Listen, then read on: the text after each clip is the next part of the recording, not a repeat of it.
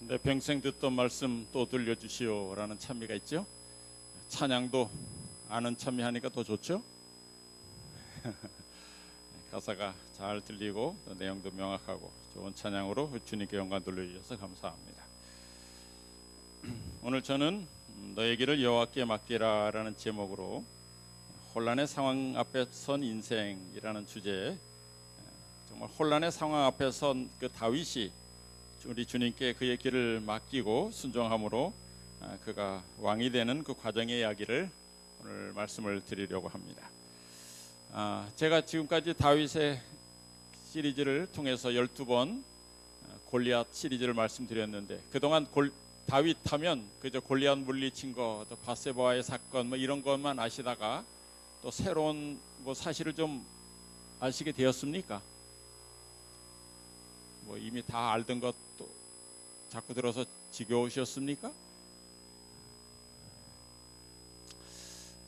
지난 시간까지 우리 사무엘 상을 마쳤습니다. 사실 성경 저희들이 사무엘 상하라고 부르지만 많은 분들이 이 책의 제목은 사무엘 상하가 아니라 다윗 상하가 맞다 이렇게 얘기합니다. 왜냐하면 다른 왕들의 기록은 열왕기 상하에 기록되어 있습니다. 근데 다윗만 특별히 이 사무엘 상하를 통해서 다윗의 행적을 기록한 것은 아주 특별하게 취급했다는 거예요. 특별히 이제 사무엘 하는 다윗이 왕이 돼서부터 그의 치적뿐만 아니라 그의 모든 실수가 기록된 한 권을 아주 할애해서 할당해서 이렇게 한 특별한 책이죠.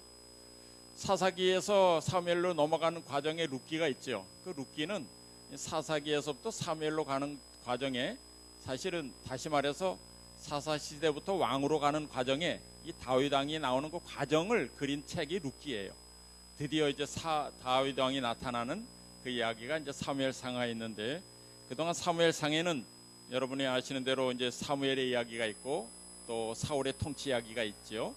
이제 그 다음에 중반 이후에는 이제 다윗의 이야기가 주로 나옵니다. 사무엘 상하지만 사무엘이 다 기록한 건 아닌 건 아시죠? 왜냐하면 사무엘이 사무엘상에서 죽잖아요. 자기가 죽은 다음에 어떻게 자기 뒤에 일을 기록하겠어요? 특히 사무엘 하도 기록을 할 수 없겠죠. 그래서 그 중간 이후로는 성경에는 누가 기록했다는 말이 안 나와요. 그러나 유대 전승에 의하면 나단 선지자하고 갓 선지자가 기록을 했을 것이다 이렇게 전해져 내려오고 있습니다. 자, 이 사무엘 하 전체 내용 중에 오늘 제가 1장부터 5장의 내용을 말씀드리려고 합니다. 그 내용을 먼저 요약을 해서 알려드리겠습니다. 여러분들이 우리 목사님이 계속해서 이 시리즈로 계속 한 장 한 장 넘어가니까 다음에는 무슨 말씀을 하실까 한번 미리 읽어오시는 분도 계실까요? 그래서 내가 읽었을 때 이런 은혜가 있었는데 목사님은 또 어떻게 말씀하시려나 이런 생각을 가지고 읽어오시는 분은 참 예습을 잘하는 훌륭한 성도입니다. 자, 1장부터 5장의 내용을 말씀드리겠습니다. 말씀드린 대로 사무엘 상에서 사울이 죽었습니다. 그 죽음 이후에 이제 다윗이 왕에 오르는 과정, 그 과정도 순탄하지 않았지만 어떻게 했는지 그 이야기를 기록한 것이 1장부터 5장에 나옵니다. 여러분 아는 대로 이 아말렉에 끌려갔죠. 다윗과 그 가족들이, 아말렉의 다윗의 가족들이 다 끌려갔습니다. 그 다음에 이제 구출한 이야기가 1장에 나옵니다. 여러분 아는 대로 이렇게 다 끌려갔는데, 끌려가고 나서 아말렉 군사들이 자축을 하고 있었죠. 이제 다윗의 물품도 다 뺏어오고 그래서 신난다고 술잔치를 벌이고 있을 때 이 쫓아간 이 다윗의 군사들이 아말렉을 도륙하고 그 가족들을, 잃었던 가족들을 다 데리고 시글락으로 돌아옵니다. 시글락에 돌아왔을 때 이제 들은 이야기가 사울의 죽은 소식을 거기서 듣는 것입니다. 거기 있는데 어떤 사람이 와가지고 사울이 죽었다는 이야기를 전하죠. 사무엘하 1장 1절 2절입니다. 사울의 죽은 후라 다윗이 아말렉 사람을 도륙하고 돌아와서 시글락에 이틀을 유하더니 제3일에 한 사람이 사울의 진에서 나왔는데 그 옷은 찢어졌고 머리에는 흙이 있더라. 저가 다윗에게 나와 땅에 엎드려 절하매. 그러면서 그가 무슨 이야기를 합니까? 다윗의 죽은 이야기를 고하면서 이제 자세하게 뒤에 또 말씀드리겠지만은, 그런데 자기가 사울을 죽여달라고 해서 자기가 죽였고, 그래서 이 면류관과 팔찌를 내가 갖고 왔다. 그래서 이제 이렇게 얘기하면 상을 받을 줄 알았죠. 그런데 어떻게 됐어요? 오히려 기름 부음 자를 받은 자를 네가 죽였기 때문에 오히려 참수형을 거기서 당하게 됩니다. 사실 그 사람의 이야기는 누가복음 19장 22절에 주인이 이르되 악한 종아 내가 네 말로 너를 판단하노니, 그 사람이 한 말로 판단했죠. 너는 내가 두지 않은 것을 취하고 심지 않은 것을 거두는 엄한 사람인 줄 알았느냐. 여기 그 달란트의 비유에 나오는 이 이야기 속에서 이 주인을 잘못 알은 이 사람을 심판하는 이야기와 똑같은 상황이 전개되죠. 다윗한테 오면 다윗이 사울을 죽였다면 좋아할 줄 내가 알았느냐 이거예요. 내가 잘못 알았다는 이야기도 하고, 네가 어찌하여 기름 부음 받은 자를 죽였느냐. 그래서 그 사람이 거기서 죽임을 당하는 이야기가 나옵니다. 오히려 이 사울과 요나단이 죽은 것에 대해서 다윗은 아주 슬퍼했어요. 그러면서 사무엘하에 보면 그 활의 노래라고 하는 노래가 나옵니다. 이 다윗이 사울과 요나단의 죽음을 애도하는 그 시인데 몇 절만 읽어보겠습니다. 오호라 두 용서가 엎드러졌도다.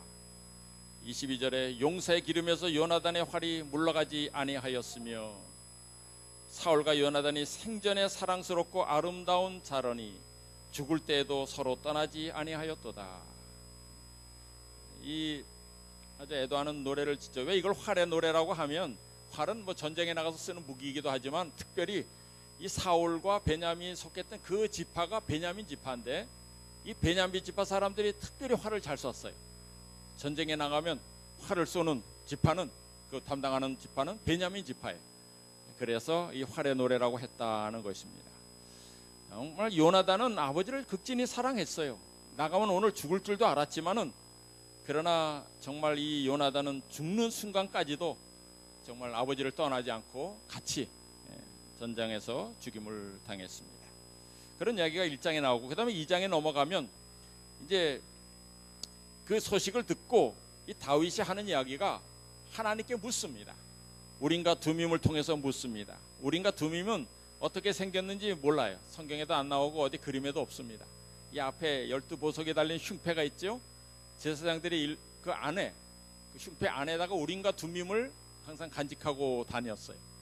그러다가 이제 중요한 재판이 있을 때, 그럴 때 성소에 들어갈 때 그 우림과 두밈을 빼서 들어갔습니다. 그 우림과 두밈을 이제 아비아달이 갖고 왔기 때문에, 제사장이 갖고 왔기 때문에 거기다 묻는 것입니다. 제가 올라갈까요? 물어요.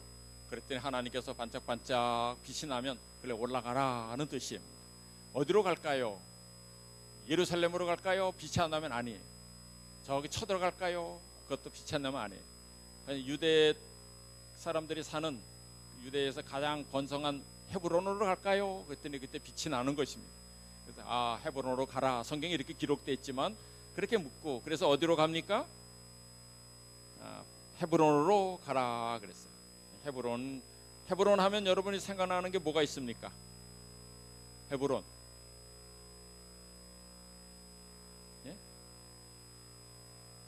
헤브론 하면 생각나는 거 없어요?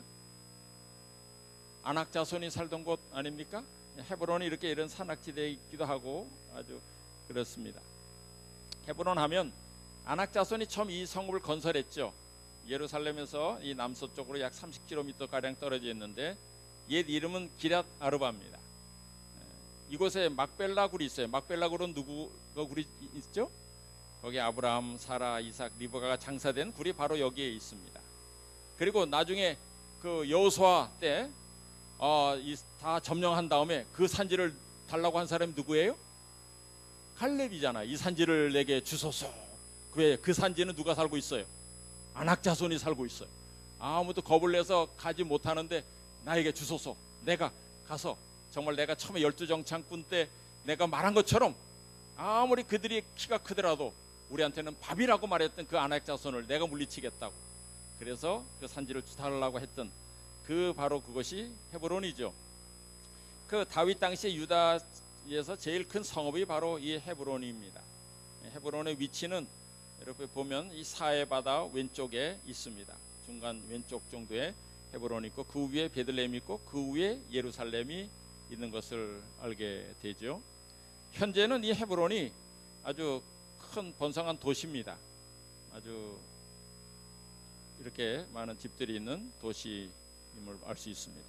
이 헤브론으로 이제 간 다음에 거기서 유대 지파의 왕으로 기름 부음을 받습니다.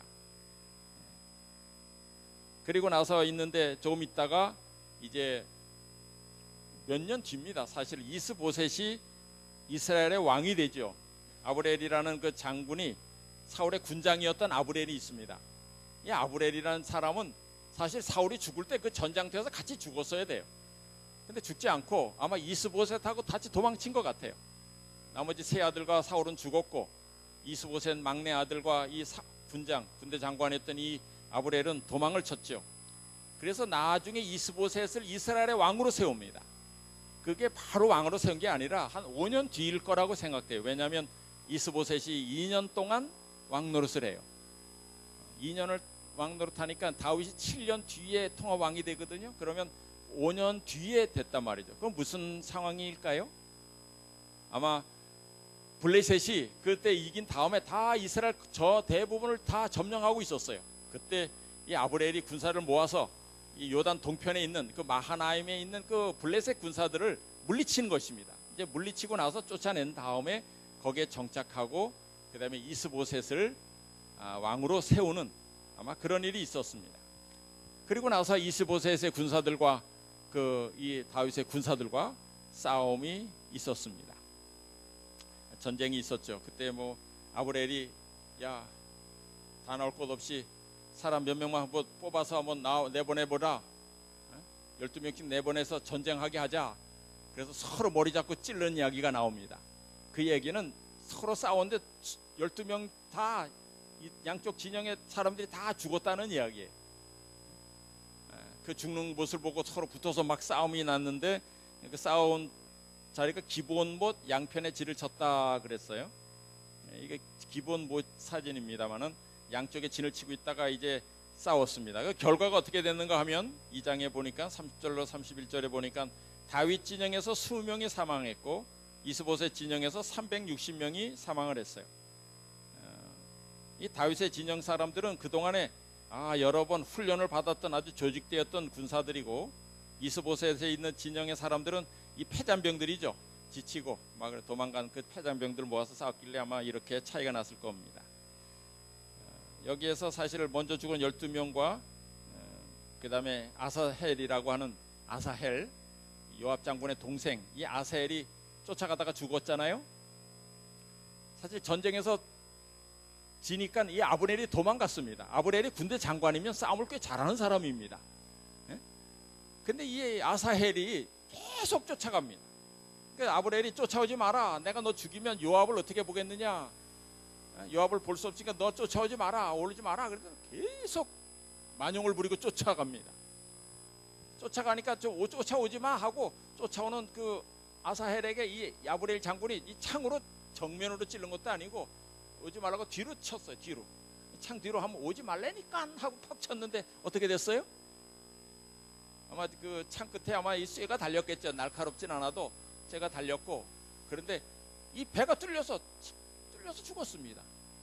아마 그 이야기는 너무나 아사헬이 빨리 달려왔을 거라 생각해요. 말 타고 너무 빨리 쫓아오니까 그냥 툭 쳤는데 달려오다가 그냥 배가 뚫려서 죽었어요.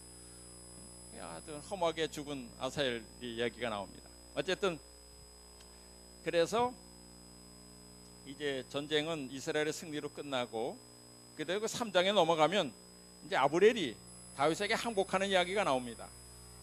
항복하고 다윗이 아브렐을 잘 살려주겠다 했지만은 요압이 몰래 아브렐을 불러낸 다음에 얘기하는 척하다가 그냥 찔러 죽이죠.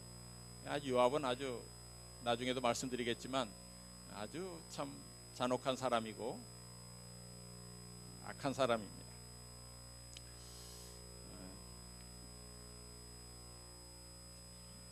인터넷에 보니까 이런 그림이 있습니다.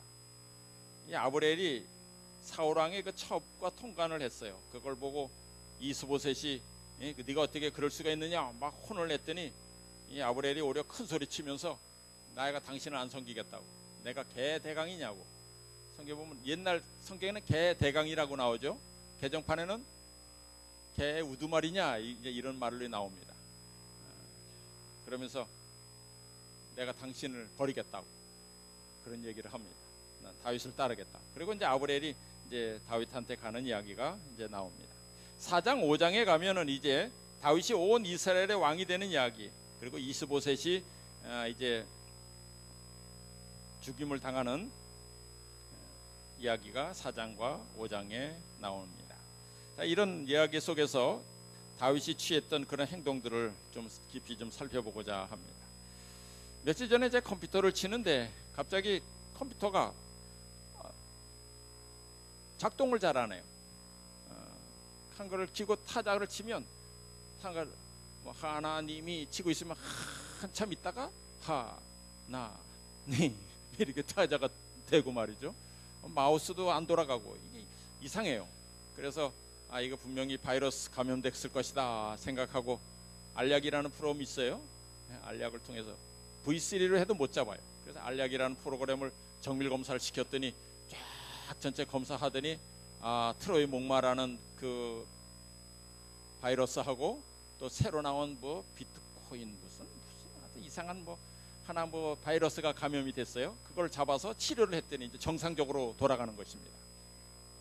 근데 조금 이따 치다 보면 한 20분 뒤면 또 나타나요. 또 치료하라 그래요. 이게 어디 숨어 있어가지고 시간마다 한 번씩 나타나는 것입니다. 이게 나타나면 또 치료하면 또 빨라지고 그렇게 돼요. 이것을 이제 완전히 없애려면 다 포맷을 해가지고 싹 지운 다음에 새로 까는 수밖에 없는데 그렇게 하기는 너무 힘들고, 그래서 놔둬요. 어디 숨어 있는지 몰라요. 찾아봐도 안 나와요.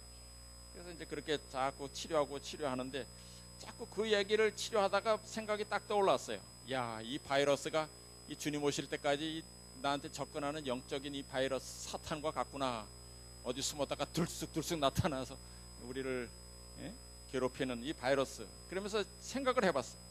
나에게 있어서 또 우리에게 있어서 영적 바이러스는 뭘까? 그 증상들은 뭘까? 이런 생각을 해봤습니다. 신앙에 대해서 자꾸 회의를 느낀다든가, 교회에 관심이 없다든지, 또 기도하고 말씀에 대해서도 관심이 점점 사라져가고 있고, 또 아니면 자꾸만 비판적으로 돼간다는 생각이 든다면 내가 영적으로 바이러스에 감염되지 않았나 생각해봐야 합니다. 그러면 치료제를 써서 빨리 치료해야 됩니다. 성령께서 치료제입니다. 깊이 회개하고 성찰하면서 자신을 깊이 뉘우쳐야 돼요. 그렇다고 해서 싹 없어지는 거 아닙니다. 컴퓨터처럼 또 나타나고 또 나타날 겁니다. 그러나 여러분들이 정말 성경에 보면 왜 귀신 들린 아들을 예수님께 데려왔던 한 아버지가 있죠? 그때 뭐라 그랬어요?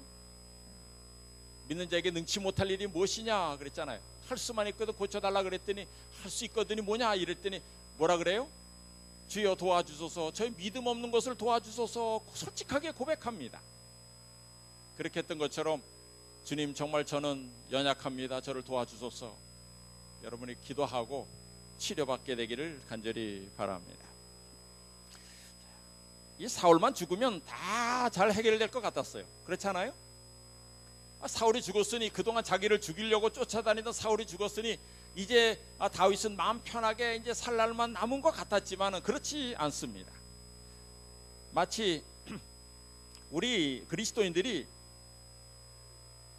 같은 경험을 하게 될 것입니다. 아마 이 사망의 두려움은 사라졌지만은 마음의 평안은 잠깐 있었지만은 그러나 해결할 일들이 아주 많았어요. 우리도 마찬가지죠. 여러분도 사망에서 벗어난 자들입니까? 예수 그리스도를 믿는 자는 이미 영생을 얻을 것이요, 아니면 영생을 얻을 거예요. 이미 영생을 얻었어요. 그죠? 영생을 얻은 사람이에요. 그러나 우리는 아직 이 땅에 거하는 자들입니다.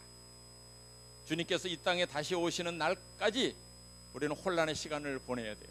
마치 다윗과 같은 것입니다. 저기 적도에서 한 가정에 큰 뱀이 들어왔어요. 아나콘다라는 뱀 아시죠?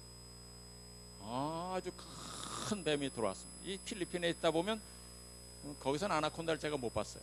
근데 우리 하 교수님 댁이 어느 날 얼굴이 붉어져 가지고 왔는데 무슨 경험하셨어요? 그랬더니 아침에 글쎄 집사람이 문을 딱 열고 나가서 발을 밟는데 뭐가 물컹하더래. 이렇게 보니까 딱 보니까 그냥 큰 뱀이 그 문 앞에 또아리를 틀고 앉아 있더래.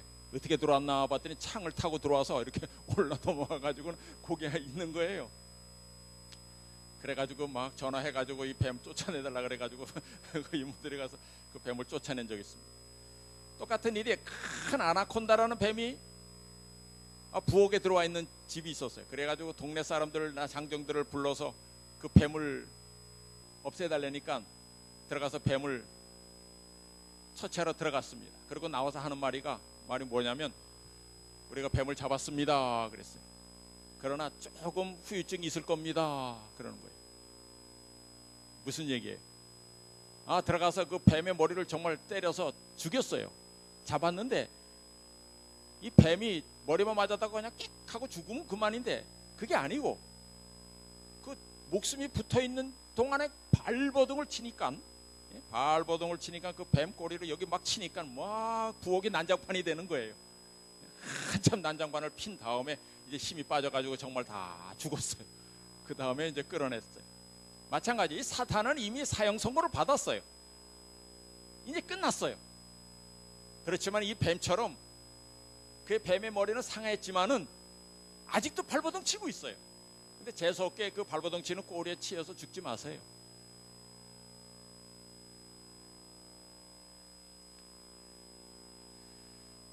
그가 휘두르는 그런 꼬리에 이 땅에서 우리가 마지막까지 그 혼란의 과정을 겪는다는 얘기입니다. 사울이 죽은 7년 뒤에 통합왕으로 세움을 받죠. 정확하게 7년 이제 6개월이 지납니다.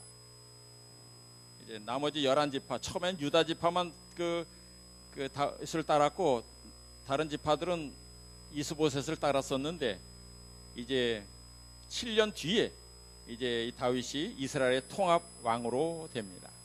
그런데 그 과정 속에서 이 다윗의 행동을 보면 그가 절대로 무력을 사용하지 않았어요. 이제 다윗이 보니까 사울 왕이 죽었어요. 이제 혼란한 틈을 타서 공격을 하면 이스보셋을 잡을 수도 있고 얼마든지 정복해서 빨리 왕이 될 수 있었지만은 다윗이 그렇게 하지 않았습니다. 왜 그렇게 했을까요? 그의 마음엔 정말 하나님의 마음이 있었습니다. 기다릴 줄 알고 하나님을 의지할 줄 알았어요. 오늘 읽은 말씀처럼 그의 길을 여호와께 맡기는 그런 심정으로 그가 살았던 것입니다. 그런 하나님의 마음을 가졌기에 사울의 죽음도 진심으로 슬퍼할 수 있었습니다. 여러분은 그 사울이 죽었을 때 다윗이 활의 노래를 짓고 애곡하고 막 그러는 거 보면 저거 쇼한 거 아니야? 이런 생각 안 들어요? 가식 이거 위선 아닐까? 누가 사람들한테 보이려고 그런 거 아니야? 그런 생각이 안 들어요? 솔직히 저도 들었어요. 자기를 죽이려고 그렇게 쫓아다닌 사람이 죽었는데 뭐 그렇게 슬퍼 울까? 좋아서 날뛰어야지. 그러나 다윗은 진심으로 슬퍼했습니다. 죄에 찌든 우리의 마음으로는 잘 이해가 되지 않는 말이에요. 그렇지 않습니까? 근데 부자 선지자 695쪽에도 이런 말씀이 있습니다. 사울의 죽음을 들은 다윗의 슬픔은 고상한 성질의 아량을 증명하는 진실하고도 깊은 슬픔이었다. 그는 그의 원수의 멸망에 기뻐하지 않았다. 그는 이스라엘의 왕위에 나가지 못하게 막던 장애물이 제거되었으나 그는 그것을 보고도 기뻐하지 않았다 그랬어요.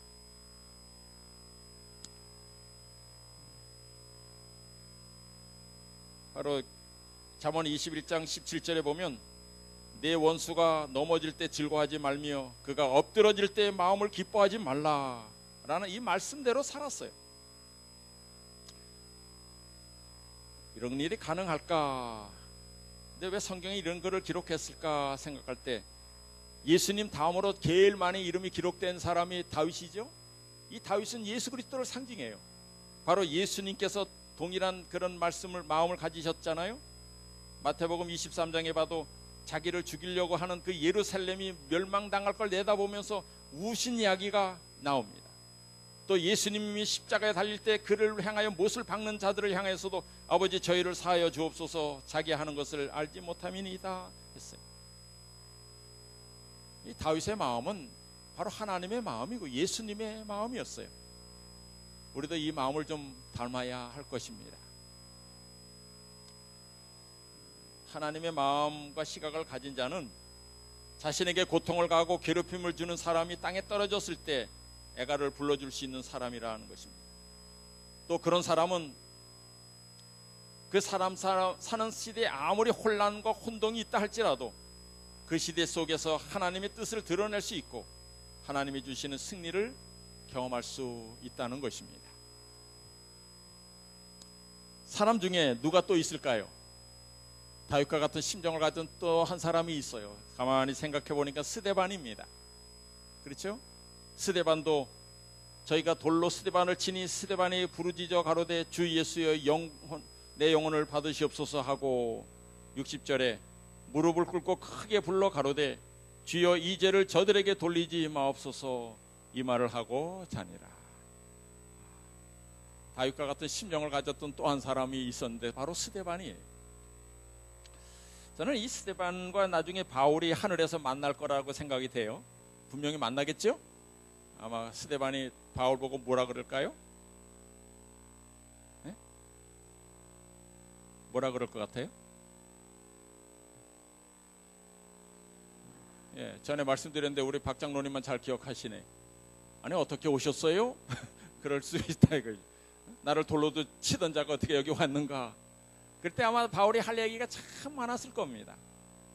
내가 그때 당신에게 돌로 쳤는데 당신이 죽으면서도 이 죄를 저들에게 돌리지 말라는 그 말이 참 감동을 받았다. 그리고 내가 다메섹 도상에서 예수님을 만났고 나도 당신처럼 돌로 침을 한번 받았었다. 나도 죽은 줄 알고 사람들이 내다버렸지만 하나님 은혜로 내가 살아났고 그리고 복음을 전했다.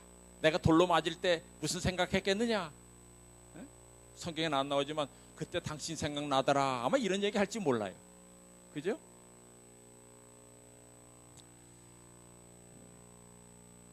하여튼 우리 모두가 그 어려운 상황이지만은 그 모든 상황을 그저 하나님의 마음과 시각으로 그 상황을 볼 수 있는 그런 믿음의 사람이었으면 좋겠습니다.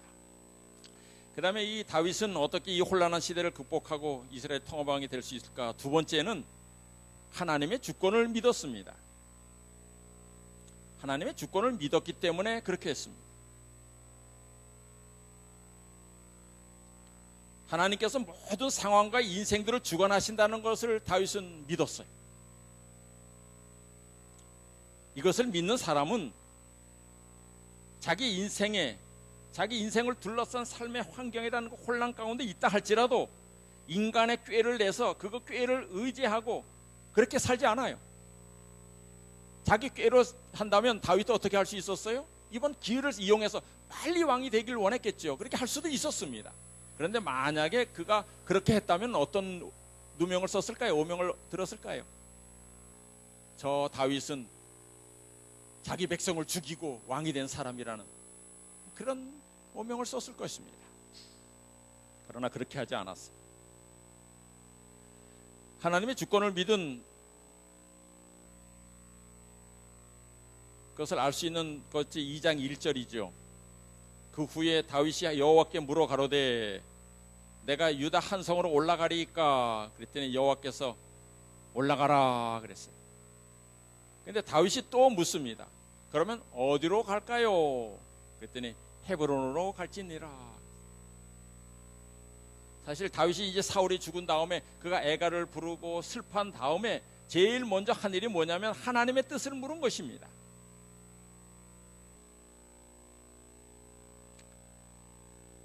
하나님이 자신에게 왕이 될 것이라고 말씀하셨기 때문에 그것을 믿고 그냥 나갈 수도 있었어요. 내가 바로 하나님께서 나에게 기름 부었다.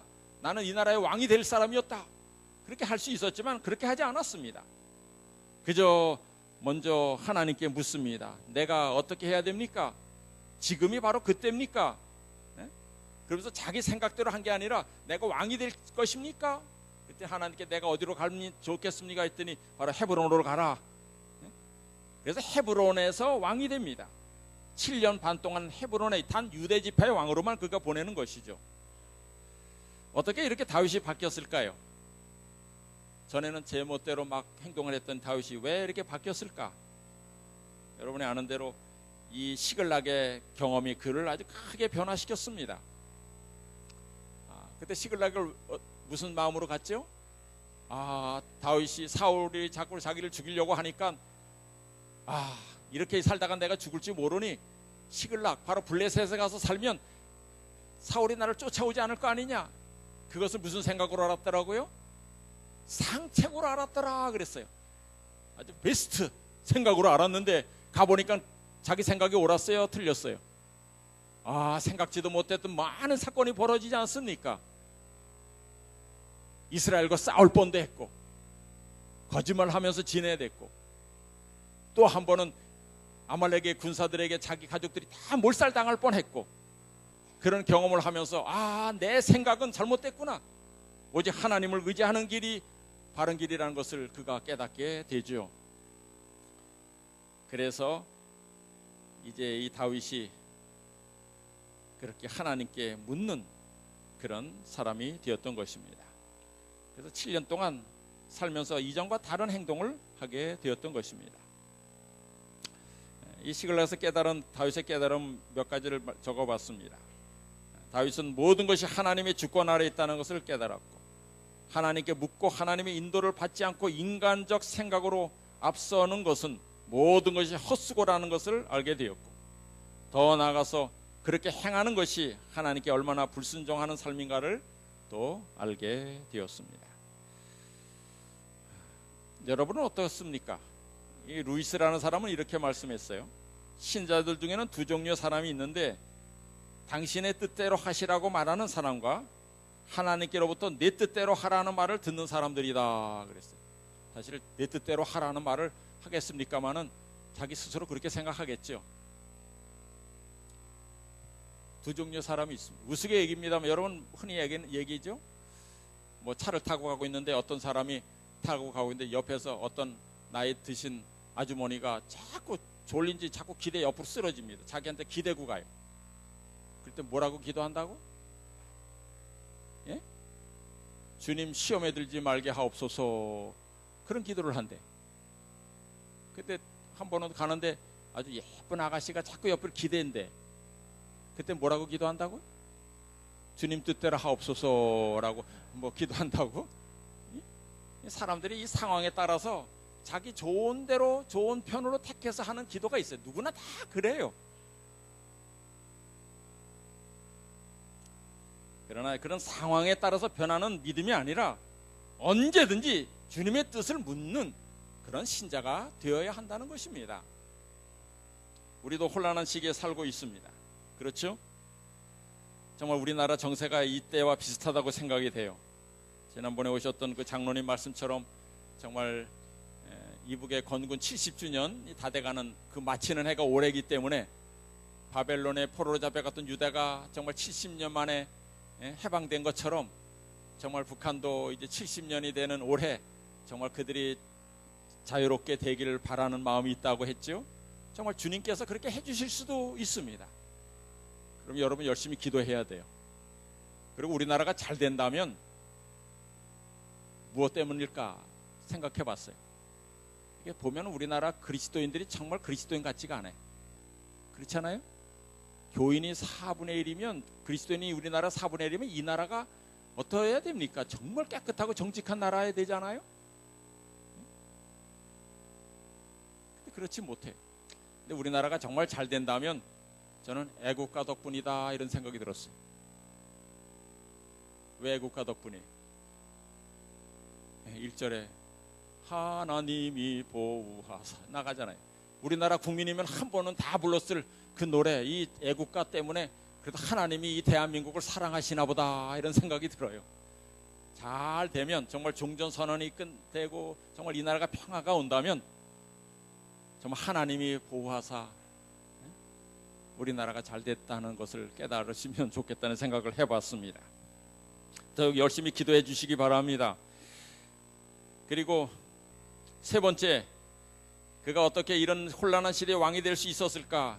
첫째는 하나님의 마음을 가졌기 때문이고, 두 번째 하나님의 주권을 믿었기 때문이고, 세 번째는 하나님의 때를 기다렸기 때문입니다. 하나님의 때를 기다린다는 말이 뭐예요? 많은 그리스도인들이 실수하는 것 중에 하나가 뭐냐면 과정을 중요시하지 않고 결과만 중요시 여긴다는 거예요. 여러분, 이 다윗이 20년 동안에 그런 고난이 없었으면 다윗이 나올 수 있었을까요? 그가 17살 때 그가 기름 부음 받은 다음에 바로 왕으로 세웠다면 그렇게 훌륭한 다윗 왕이 될 수 있었을까요? 그렇지 못했을 것입니다. 많은 사람들은 이 다윗과 같은 위대한 업적을 남긴 위대한 왕이 되는 그런 결과만을 원해요. 사람들은 이 다윗이 겪은 과정을 통해서 왕의 자리에 오르는 일은 원하지 않습니다. 그런데 좋은 과정 없이는 좋은 결과가 없습니다. 다윗이 기름 부음 받은 다음에 통합왕이 되기까지 몇 년이 걸린지 아세요? 몇 년이 걸렸어요? 20년이 걸렸어요. 20년. 17살에 기름 부음을 받고 13년은 걸려서 유다의 왕이 되고, 그 다음에 이스라엘의 전체 통합왕이 되는데 또 7년 6개월이 걸렸어요. 그리고 약 20년 뒤에나 그가 왕이 됐습니다. 이 기간을 그가 참아 기다렸다는 거예요. 어떻게 이 기간을 기다릴 수 있었을까요? 하나님의 주권을 믿었기 때문에 그래요. 하나님은 신실하시고 그 신실한 성품에서 나온 말씀은 반드시 성취될 것을 믿었기 때문입니다. 그가 과거에 자기를 보호하셨던 하나님께서 오늘도 살아계셔서 그분의 약속대로 자기를 왕으로 만들어줄 걸 알았어요. 그러나 내 생각대로, 내 방법대로, 내가 정한 시간이 아니라 하나님이 정한 장소에서 하나님이 정한 방법대로 하나님의 시간에 하나님께서 이루실 것을 그가 믿었습니다. 그런 믿음이 저희들에게도 있기를 소망합니다. 그 다윗이 지은 시가 오늘 읽은 시입니다. 그런 모든 경험을 한 다음에 그 다윗이 이런 시편 37편을 지었던 것입니다. 한번 같이 읽을까요? 1절부터 9절까지 한번 같이 읽겠습니다. 시작. 행악자를 인하여 불평하여 하지 말며 불의를 행하는 자를 투기하지 말지어다. 저희는 풀과 같이 속히 뱀을 볼 것이며 푸른 채소같이 쇠잔할 것이미로다. 여호와를 의뢰하여 선을 행하라. 땅에 거하여 그의 성실로 식물을 삼을지어다. 또 여호와를 기뻐하라. 저가 내 마음의 소원을 이루어 주시리로다. 너의 길을 여호와께 맡기라. 저를 의지하면 저가 이루시고 내 의를 빛같이 나타내시며 내 공의를 정오의 빛같이 하시리로다. 여호와 앞에 잠잠하고 참아 기다리라. 자기 길이 형통하며 악한 꾀를 이루는 자를 인하여 불평하여 말지어다. 분을 그치고 노를 버리라. 불평하여 말라. 행악에 치우칠 뿐이라. 대저 행악하는 자는 끊어질 것이나 여호와를 기대하는 자는 땅을 차지하리로다. 이 땅에서도 마찬가지고 온유한 자가 땅을 기업으로 받을 것이며 한 것처럼 하늘에 가서도 그럴 것이고, 여호와를 의지하는 자를 하나님께서 보살피시고 복 주실 것입니다. 왜 하나님께서 이런 긴 기간을 주셨을까요? 왜 20년이라는 긴 세월을 주셨을까요? 여러 이유가 있지만 그 중에 가장 큰 이유는 겸손하라는 것입니다. 겸손히 낮아져서 하나님을 신뢰하는 믿음을 키우기 위하여 하나님께서 이런 것을 허락하신다는 겁니다. 왜 하나님 저에게 빨리 이런 일을 주시지 않습니까? 내 기도를 왜 빨리 응답하지 않습니까? 주님께서 참아 기다리라 하십니다. 때가 되면 내가 이루어 주실 것이라고 합니다. 마치면서 60년 만에 이룬 그 한 사랑의 이야기를 좀 말씀드리려고 합니다. 아놀드 화인이라는 사람이 지은 지갑이라는 그 이야기가 오래전에 우리 시조에 한번 실렸었습니다. 이 소설은 이 논픽션입니다. 그러니까 자기가 경험한 것을 그대로 이렇게 적은 글이 시조에 올라왔었는데, 여러분 읽으신 적 있으십니까? 잘 안 보시죠, 시조? 이 지갑이라는 이야기입니다. 아주 정말 추운 어느 날 아주 너무 추워서 아주 매섭게 추운 어느 날 집으로 가는 길에 누군가 이제 길에 떨어뜨리는 것 같은 그런 지갑 하나를 이렇게 줍게 됩니다. 그래서 이제 그 지갑을 이렇게 주워 들었어요. 그래서 주인을 찾아줄 모양으로 이 지갑을 이렇게 봤더니 그 지갑 안에는 3달러가 있었고, 그다음 누구 거라는 뭐 신분증 같은 게 없었습니다. 3달러가 들어 있었고, 그다음에 오래된 아주 접힌 편지 한 통이 있었어요. 그래서 이 편지를 읽으면 이게 누구 건지 좀 알 것 같다는 생각에서 편지를 읽어봤습니다. 그랬더니 그 편지 내용이 그거예요.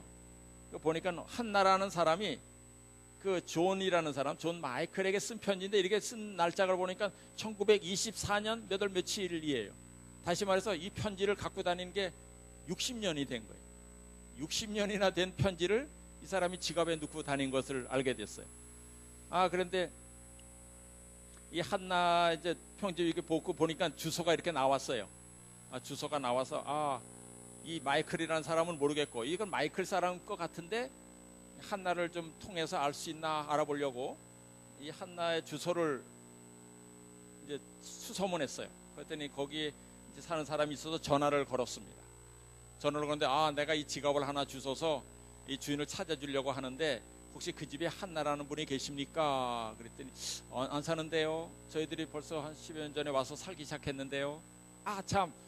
제가 듣기에 한나라는 분이 자기 어머니를 어떤 양로원에 모셔다 드렸다는 얘기 들은 것 같습니다. 그러는 거예요. 그래요? 그래서 그가 또 와서는 그 양로원에다 전화를 걸었습니다. 전화를 걸었더니 이런 분이 그 주인인데 거기 살았다는데요. 그랬더니 그분은 벌써 돌아가셨고 그 딸 한나라는 사람이 여기 살고 있습니다. 그러는 거예요. 딸이 이 양로원에 또 살고 있다는 거예요. 그래요? 그래서 이제 뭐 그 편지에 보니까 그런 내용이 있었어요. 한나가 적었는데 서로 사랑하는데 어머니가 더 이상 그를 만나거나 편지하지 말라고 해서 앞으로 당신을 영영 다시는 볼 수 없을 것 같아요. 그렇지만 영원히 당신을 잊지 않고 사랑할 거예요. 뭐 이런 그 안에 이제 편지에 그런 글이 적혀 있었습니다. 너무 봉투가 헤어지고 또 글자도 그래서 이제 그 적힌 주소를 보고 이제 이렇게 찾았던 것이죠. 그래서 이제 그 양론을 찾아갔어요. 양론을 찾아갔더니 여기에 그 한나라는 분이 좀 계십니까? 그랬더니 지금 있습니다. 그래서 한 3층에 아마 계실 겁니다. 그래서 3층으로 갔어요. 3층으로 갔더니 그분이 안 잘까요? 그랬더니 아직 안 주무실 겁니다. 그래서 가봤더니 TV를 보고 이렇게 계셨어요.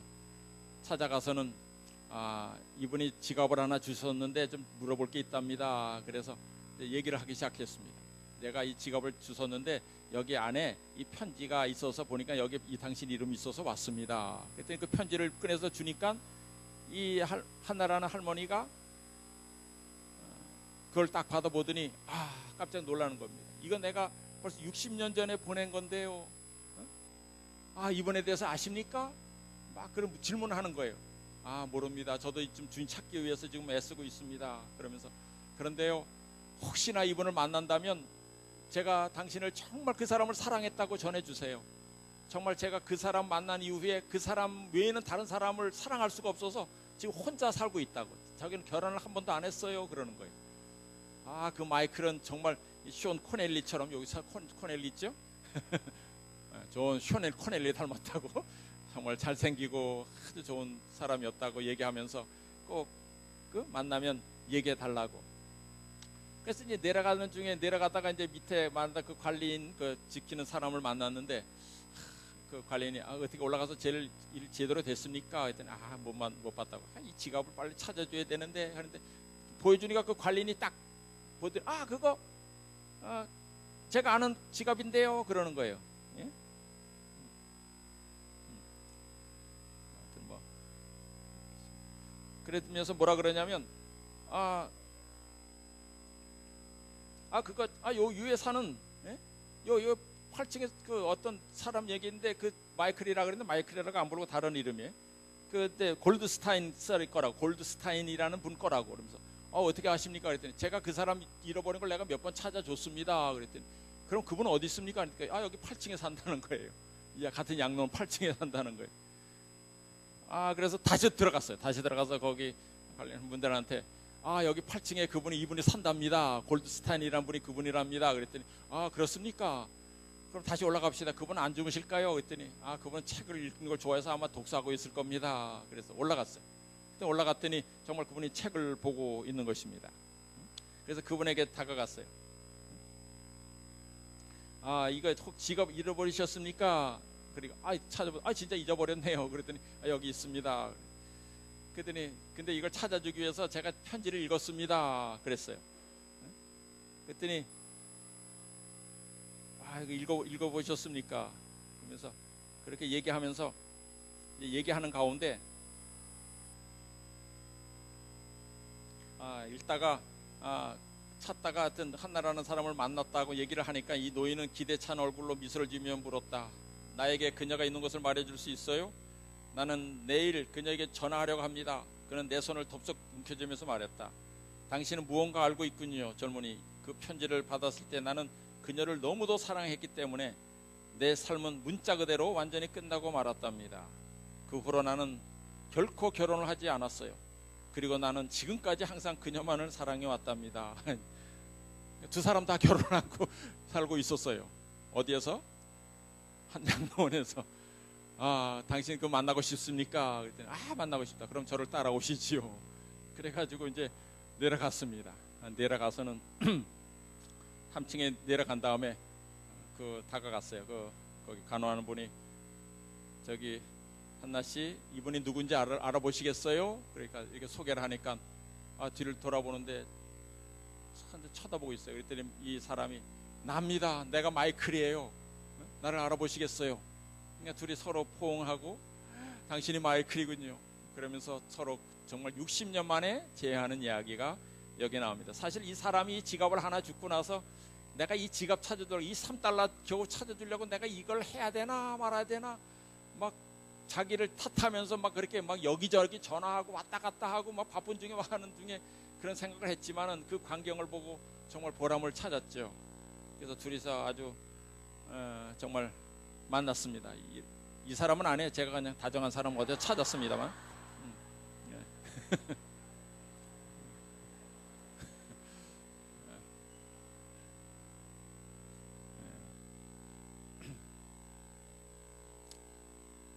그래서 어떤 그런 이야기 쭉 떠나는 이야기. 그리고 나서 이제 한 조금 뒤에 몇 주 뒤에 청첩장이 하나 왔습니다. 청첩장이 왔는데 신랑 미카엘 골드스타인 79세, 신부 한나 76세 결혼하니 와서 축하해 주십시오. 네? 그래가지고 이제 그곳에 가게 되고 3주일 지난 다음에 그리고 이제 갔는데 정말 아름다운 결혼식이 있었습니다. 아마 신랑의 눈에는 60년 전에 그때 아마 이 부인 모습으로 아마 기억할 것입니다. 모든 그 양로원에 있는 분들의 축하 속에서 아주 성대하게 아주 결혼식이 치러졌고 또 그 양로원도 그분들을 위해서 특별히 방 하나를 배려해서 내줬다는 것입니다. 그래서 이렇게 지냈을 것으로 제가 상상합니다. 이렇게 재밌게 지내고 산책도 같이 하고 아마 이렇게 행복하게 지낼 것입니다. 정말 이 정도는 기다려야 그대로 기다렸다고 하지 않을까요? 정절을 지키고 여기 계신 분들 중에도 정말 다윗이 기다린 20년이 아니라 우리 주님을 사랑하는 마음으로 60년 기다리신 분도 계실 것입니다. 정말 우리 주님 오시는 그날 정말 이 마이클과 한나처럼 또 이 다윗처럼 정말 기다린 보람을 찾게 되고 정말 주님 안에서 큰 행복을 찾는 우리 모든 성도들이 되시길 간절히 바랍니다.